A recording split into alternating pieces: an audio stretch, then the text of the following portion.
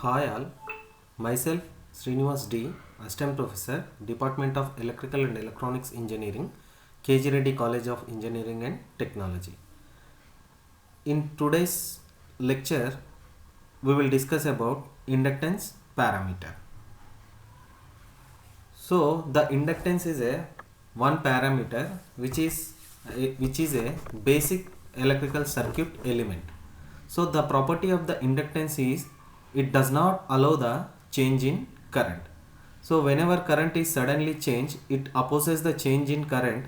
It does not allow the change in current, and it is indicated by L. That is nothing but the inductance is symbolized and it is indicated by capital L, and the units of inductance are Henry. That is nothing but inductance is measured in Henry. Now here if you observe, this is the basic symbol of inductance parameter. Now if you go through the basic inductance, so this is the symbol of inductance which have n turns. If we want to calculate the inductance in this particular element, L equal to n phi by I. Here n will indicate the number of turns and phi is a flux in Weber, and I will indicate the current in that particular inductor. Now if you see the VI relationship of inductor, V is equals to L into di by dt. Now from this equation, if we calculate L into di, that is equals to V into dt. Now here I have a di. Now I am most interested to calculate the di value. Then di is equals to 1 by L into V dt. Now I want to calculate the total current. Now I will take the integration on both sides, and integrating the above equation will get integral of di. I will get I, that is equals to 1 by L integral V dt. Okay, this is the basic current equation of inductor. Why? Because the property of the inductance is does not allow the change in current. Now let us see what is the power P. Power P is equals to V into I, that is the V is L di by dt is the voltage and I is the current. So the power P is equals to L into I into di by dt. So this is the power which is stored in the inductor. Now if we see when two inductances are connected in series, how to calculate the equivalent inductance value. So here in our circuit I have taken two inductors L1 and L2 connected in series. So then it is excited by one voltage source. So when we can say that these two inductors L1 and L2 are connected in series, that is nothing but because of this voltage source, here I am taking one current I. So the current I which is flowing through the L1 and also the same current which is flowing through the L2. So then we can conclude that these L1 and L2 are connected in series. That is nothing but when the same current is flowing through the both the inductance values, that is L1 and L2, then we can set that L1 and L2 are connected in series. Now by applying the KVL in this particular loop, so here we have taken the voltage across the inductor L1 is V1 and voltage across the inductor is L2 inductor is V2. Now according to the KVL, the definition of the KVL, what is the definition of the KVL? Just remind yourself.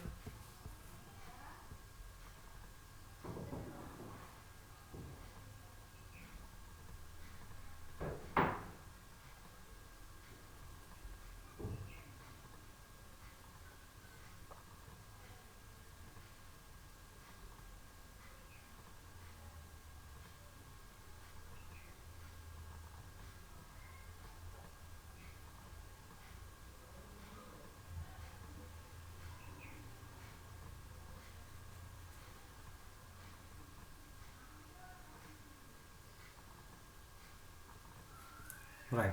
So the definition of the KVL is the voltages around the loop is equals to 0. So according to KVL, if we apply the KVL in this particular loop, the total voltage V is equals to the voltage drop across the inductor L1 is V1 plus the voltage across the inductor is L2 is V2. That is nothing but V is equals to V1 plus V2 according to the KVL. Now the total voltage, already we have just now seen the voltage across the inductor is L di by dt. Now I want the total voltage, then I will take L equivalent into di, the total current di by dt. Now what is the V1? So here L1 is the inductor, so the voltage across the inductor is L1 into di by dt. Why? Because the same current I is flowing in the L1 plus the voltage across the inductor is L2 into di by dt. That is nothing but the same current di, it is also flowing through the inductor L2. Now L equivalent is di by dt, that is equals to, in these two terms I will take di by dt as common, then I will get L1 plus L2. Now from these equation I will cancel di by and dt. Now the equivalent, L equivalent I got L1 plus L2. So when two inductors are connected in series, the equivalent inductance value is addition of those two inductances. Now if the same n identical inductors are connected in series, then L equivalent is n into L. So n is the number of inductors connected in series and L is the identical inductor value. So this is how we can able to calculate equivalent value of inductor when they are connected in series. Now we'll see when two inductances are connected in parallel. So here in our circuit I have taken two inductors L1 and L2 and both are connected in parallel and it is excited by one voltage source. So when we can say that these two inductors are connected in parallel, if here I am taking, because of this voltage source I am getting one current. So according to, at this particular node, according to the KCL, the current is dividing into two parts. Now what is the KCL? Already we have discussed about the KCL, that is Kirchhoff's current law. Just remind your Kirchhoff's current law definition. I'll give you 1 minute of time. Just remind yourself what is the definition of Kirchhoff's current law.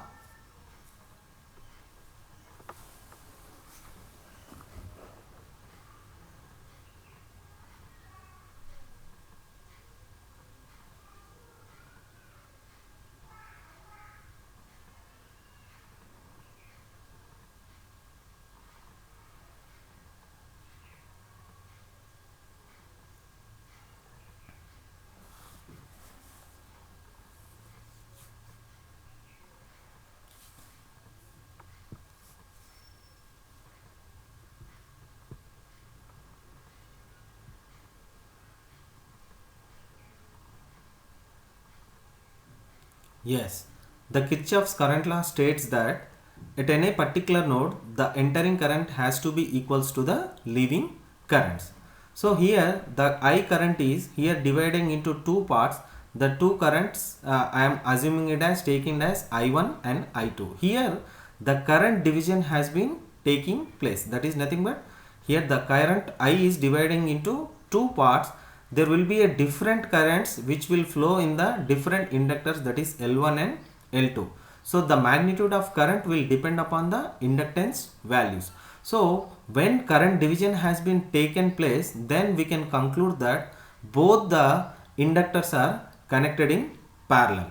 Now I'll take by the definition of the KCL. Just now we have rewinded that I is equals to I1 plus I2 at this particular node. So already we know that di by dt, I am differentiating equation 1, I will get di by dt, that is equals to d by dt of I1 plus I2.